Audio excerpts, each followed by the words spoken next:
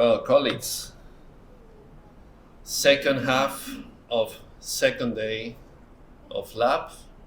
This is close to the final stretch. We're happy that the discussions have been so animated and so interesting for this first half of the lab, and we hope that we can keep the momentum and keep the energy going, because going forward, now that we have uploaded the structure of the framework and the process of the lab in our heads, we are going to go into implementation mode. And we have designed the next two modules to help you think through activities that deal with putting all of these ideas into practice. Maybe a good starting point would be to kind of reflect on what's behind the idea of the need for a global partnership for effective development cooperation. Nowadays, to say that in general, we get the sense that things are not going in the right direction in terms of development around the world. After COVID, but also before COVID, widening gaps, poverty increasing, democracy backsliding, a bunch of processes really not moving towards achieving Agenda 2030, being, of course, heightened by the COVID crisis and the other situations afterwards. This really puts a stress on the idea that the solution to all of these problems are not solutions that are going to be, let's say, completely local in nature, or at least in scale. And thus, the way that they can be addressed, or the most effective way to address these challenges, is a collective, or at least a broad-based way. And in order to promote collective processes, it starts always with communication in some form. Really collective processes, or say other way, multi-stakeholder processes, are processes that are based on trust. Trust that can be the result of setting the right expectations for action and delivering on those actions. So this is a key thing. That's why Agenda 2030 has an SDG 17 that's focused specifically on partnerships, as partnerships are really the way that we deliver the SDGs and we deliver the work that all of us do here in some way. The way that we have been thinking about these modules then is that going forward, we will take a look at ideas that we have developed in the joint support team and that we have been implemented with some of you already, regarding stakeholder engagement, institutionalization, which is a large multi-syllable word that basically calls for looking at synergies of processes and really political instruments that are available in each of our countries, and making use of them to promote the monitoring, and also making use of the monitoring to promote those processes in a way that facilitates work, that makes life easier, as our colleague from Burkina Faso was mentioning earlier, and that kind of helps everyone move along. And we are also going to take a look at what's some of other mechanisms that we have been thinking about for promoting action dialogues, and really for making sure that all of this process of coordination, which is what we have been discussing so far, leads to behavior change. Understanding behavior change as really affecting policy frameworks, effective methodologies to make them more open to effectiveness. So this comes back to a little bit of some internal discussions that we've had regarding, what's the need for a global partnership for effective development cooperation. We saw during the first session of the program how the process of engaging official development assistance providers culminated over a period of time in a series of iterative discussions, culminating in this idea that there were some key values that needed to be upheld in this relation between providers and recipients, that coalesce into the four effectiveness principles: so country ownership, transparency and mutual accountability, focus on results, and inclusive partnerships. And again, we come back to this idea of partnerships. So effective development cooperation is not the result of or an exclusive result of government action, but it's really something that needs to be promoted all around. So let's see if this starts working. So over the next module, so during this afternoon, we will be speaking mainly about two of these areas: multi-stakeholder engagement in the monitoring exercise and institutionalizing the monitoring within existing country processes. We hope that, again, the energy that we have been displaying yesterday and today, we can keep that, because we have designed these sessions as more of a workshop methodology where really we provide a space for you who are expert coordinators to really focus on the activities and implementing the monitoring exercise of the GPEDC. So I will not stress that much the need for being able to address different audiences in engaging them in the exercise, because that's really what each of us in some capacity works every day. We intuitively know that in order to achieve good results, we need a larger base or a larger set of tools that we can accomplish with our own two hands. And in order to motivate other partners to participate, we need to be very effective in the way that we communicate. We need to set clear expectations and deliver on those expectations over and over again to be able to build trust. And this trust is what will help us move throughout this entire process that we have been seeing about the monitoring exercise. Country ownership, or the ownership of these results, and being able to motivate all the partners at the end in phase 5 of the process to really change behavior and change political frameworks, will be the result of effective engagement from the start. So I hope that we can kind of translate this and help you guys think on developing your own roadmaps for implementing the exercise, and that's something that we will culminate hopefully tomorrow in the last session. So let's move a little bit back in terms of inclusive partnerships.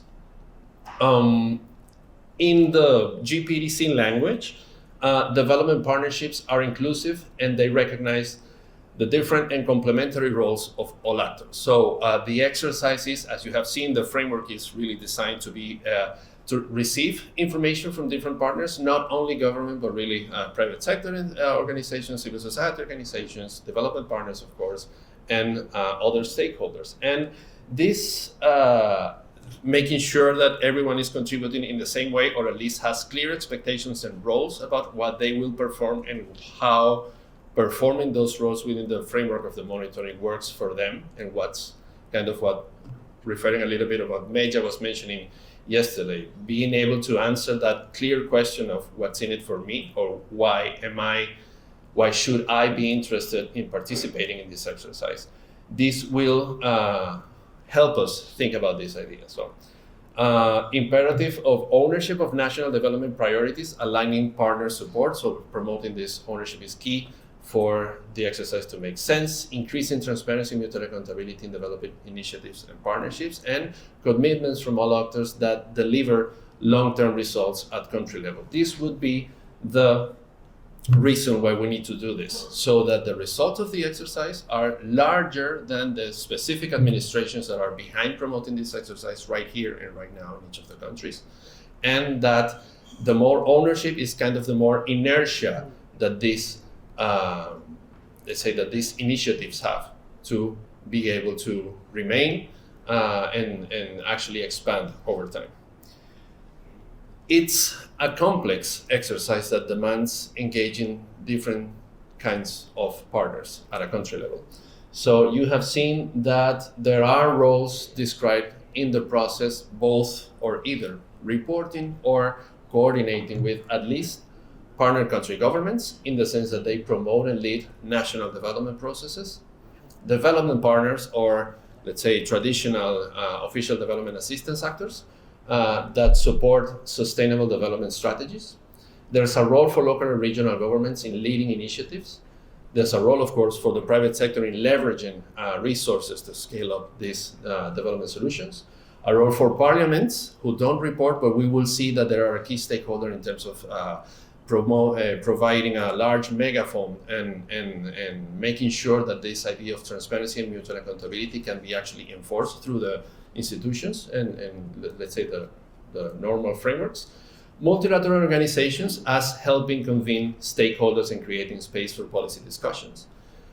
Philanthropy by providing alternative sources of financing, sharing experiences and networks, and of course, civil society as enforcing this watchdog function that Matt was speaking about a little bit yesterday, and the trade unions as driving the voices of workers within these kinds of processes.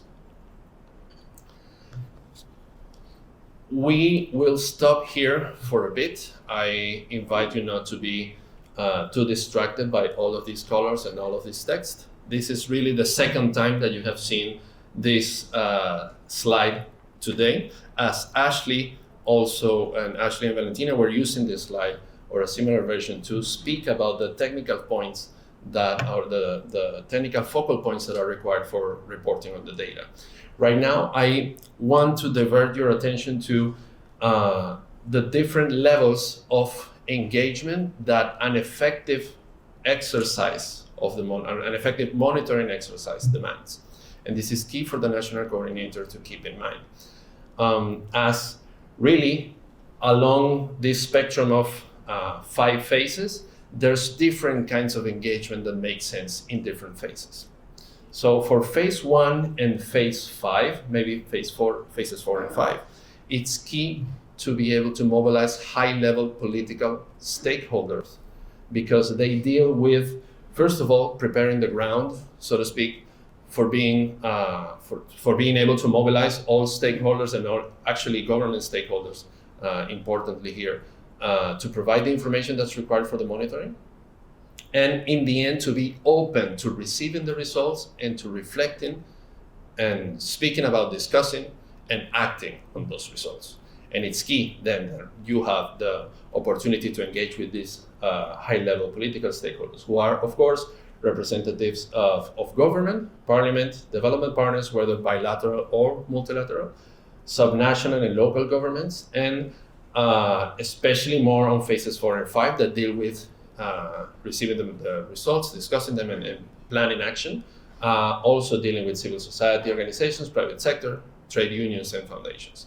And of course, during the phases 2 and 3 and some of 4, they deal with the focal points that need to be appointed or selected among their own groups to provide the information. So it's key to keep this distinction. Sometimes, and this is also something that you will see in the materials and the guidance that you have been provided, it's clear to distinguish between the focal points that report and let's say the data reporting role of focal points and the other kinds of stakeholders at a more higher level political level that do not report data, but that are actually those that, if I can borrow the phrase from the civil society vocabulary, they provide a sort of enabling environment to organize this exercise and lead it to the conclusions that we are all chasing after in the GPEDC, which is doing the monitoring to do something with the information that comes out of the monitoring. So information for what? For behavior change, as Meja was highlighting yesterday. Let's move a little bit now. So we are happily a number of months into the 4th monitoring round already, and we have been engaging with several countries that are progressing in the first phase. It's clear, it might be useful right now to just stress that the first phase, which is what we call the inception phase, deals with mainly identifying all focal points that will participate in the exercise, deciding which assessments or which of the components of the exercise are going to be undertaken by the country, and bringing, of course, the support of this high-level political stage or actors into a high-level kickoff meeting. And the kickoff meeting is the first phase where the exercise is presented, agreed upon, and the roadmap, which is a key product that we hope you can take out of this exercise by the end of tomorrow. This roadmap is presented, discussed, and agreed to by all parties. The roadmap then contains the different phases or the ideas right now that you can visualize within the context of your country to how to implement this and the different roles that each of these stakeholders will have. Happily, one important element about, or one important example that we can find about engaging or defining which of the stakeholders to move is right now Yemen. Yemen is implementing the monitoring through the Ministry of Planning and International Cooperation. And they have identified focal points for bilateral and multilateral development partners, key ministries in government institutions, members of parliament, private sector, trade unions, and key civil society organizations. They organized, a high-level kickoff meeting was convened by the Minister of Planning, and it was carried out in September. This kickoff meeting officially launched the monitoring exercise, ensuring that all partners are involved and aware of the monitoring process. Of course, this information, as has been mentioned already, but will be stressed in coming modules, all of these informations and the records of this are announced and provided in the GPEDC dashboard, which is the main, let's say, channel through which we give this information, and we help and provide transparency for the monitoring process itself. Of course, it's important that whenever you, as a coordinator or as an actor for development cooperation, you are addressing your audiences or your different stakeholders, you need to be very clear in the message. You are being lent attention by these partners, and you need to be effective in the way that you communicate. It's important for this, or let's say for this important task, the GPEDC has developed a series of flyers and communications materials that we provide as part of the inception process to national coordinators, both in English, French, and Spanish, that should help the national coordinator confect or create these messages, right? You can find here, I think the top one deals with the flyer that was prepared for the general monitoring exercise. And both of these you can find on the website. And the lower information that you're seeing is the flyer for the Kampala Principles Assessment.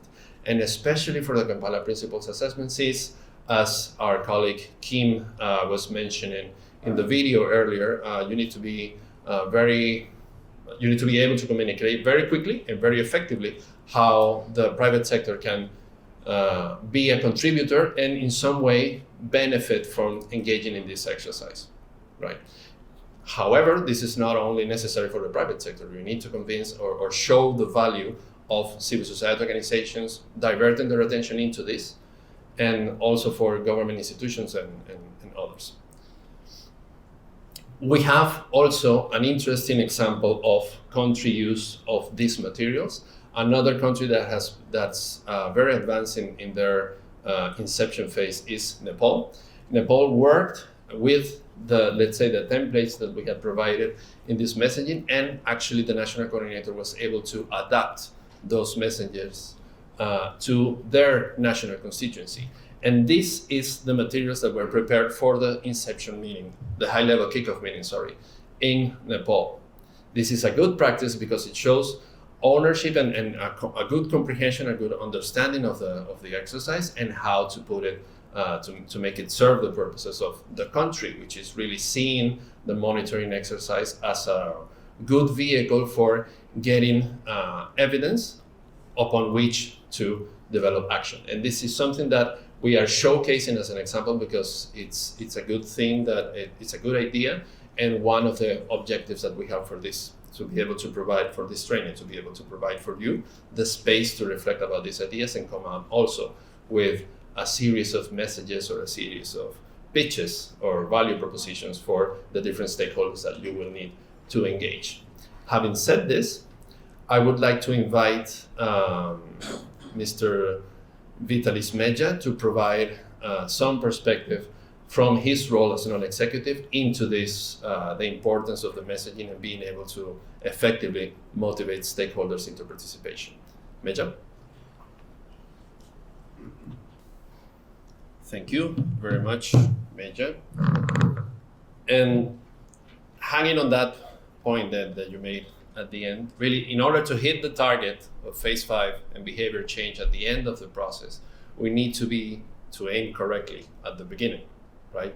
And we have thought of a small workshop that we could do right now to make sure that we can develop very well directed pitches for this. And I have made allusions a couple of times already about the fact that really this, in essence, is a communications exercise that relies on your knowledge of your country and your actors and the best ways of convincing those actors to act. This is really not quantum physics. This is something that you do every day as part of your function. The excuse that we are providing here at this lab is the space for you to maybe focus a little bit on this exercise among the rest that you have, and being able to develop ways into how you can address these actors and also use this opportunity of the monitoring to move other agendas forward. So you have received this little matrix, and right now we are going to invite you to take 10 minutes to go over the list of country representatives. So basically this has two columns. One, listing, or three columns. One, listing all the stakeholder groups that need to be engaged. Again, some of them at a higher political level, others are a more focal point or technical level. A couple of them in both levels, right? So please think of all of these 8 different stakeholder types, and the invitation is to take 10 minutes and identify at least the 4 main country representatives of each of these types of stakeholders, and envisions actions, how you are going to approach these key representatives of these stakeholders, and messages. What exactly are you going to say? Think of it as some form of elevator pitch for addressing development stakeholders. And afterwards, we will have a really free exchange here, so that we can all learn from the tactics that you have been thinking about and the messages that you have been thinking about to address these partners. So please, we stand ready to solve any kind of questions that you have or any kind of comment. And we invite you to think over the next 10 minutes about these ideas and put them to paper to discuss afterwards. Okay, so this is the last official stretch of the day. And we are going to, over the next several minutes, complete this circle, this discussion about stakeholder engagement and institutionalization points. I will try not to use that word because it's very long, very complicated, both in English and in Spanish. I'm sure in French also. And it's a fancy way of describing synergies and how we can, using this perspective of planning that we are encouraging in this workshop, trying to identify ways in which the monitoring can serve other purposes from each government and other purposes for other partners that will be engaged here. So we are also structuring this as a bit of exposition with some country examples that we have gathered already regarding institutionalization ideas, and also a space for doing a short workshop of listing potential strategies developed depending on different scenarios that you will be presented with. So it's a key thing that we stress in all our calls and materials, because the more that we can use the monitoring exercise to not be, let's say, priority number 25 or 26 in all of your agendas, but really a vehicle to promote other spaces, we think that you will find more use for the monitoring exercise as representatives of our public administration. So institutionalization or making these ideas work for other agendas helps. For example, we have seen cases already about helping design or review or improving national development plans and development cooperation policies.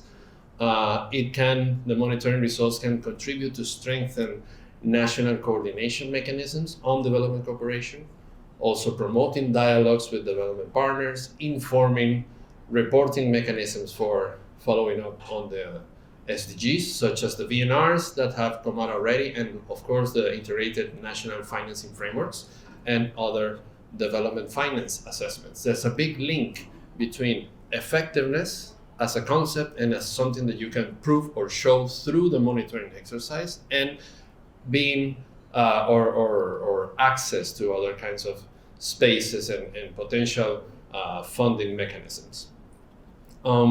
Some questions that we encourage you to reflect about for thinking about this. How does this translate? My grandfather, whenever he was presented with a complex idea, he usually just said, well, what can you eat with that? How can you make it easy to understand, right? And this is how you eat institutionalization.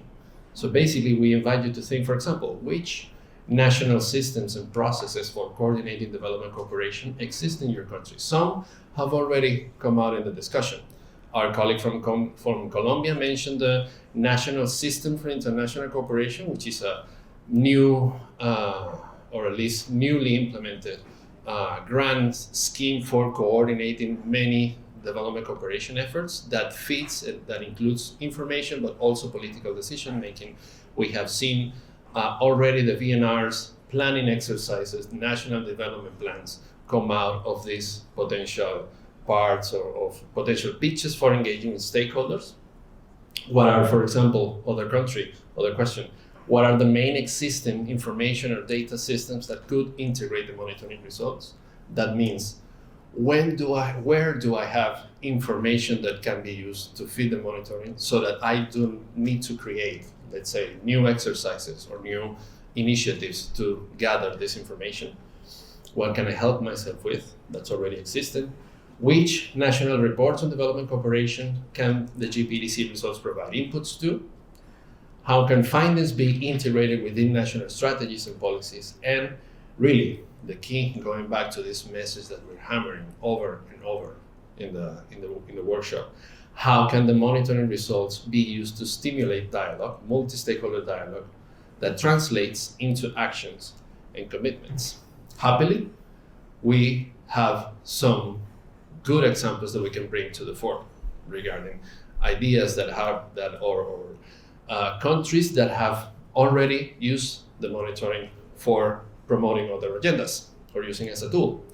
Honduras has an annual multi-stakeholder forum on effective development cooperation that has participants from different sectors, and they commit to concrete actions that are set out in a roadmap. This is a good way of using the impulse from this and using the monitoring and effectiveness as a vehicle for promoting coordination. In Nepal, their kickoff meeting was organized within the framework of the multi-stakeholder development dialogues, which is a space that already existed before the GPEDC.